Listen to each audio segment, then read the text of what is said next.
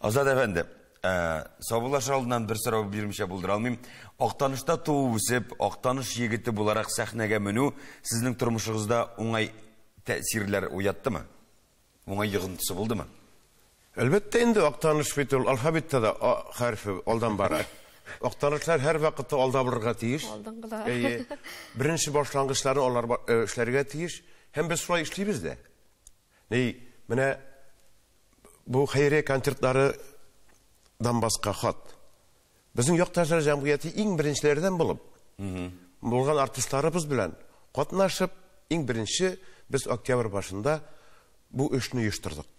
Һәм безнең башка чаралар да шулай.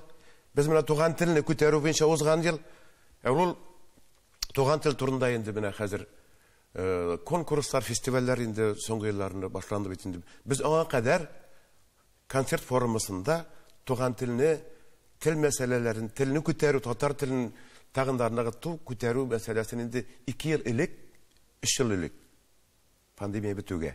Без бу мәсьәләне күтәреп, филармония концертларында үзебезнең шагыйрьләребез белән музыкаль кичә булды. Бу телебезне татар телен саклау буенча.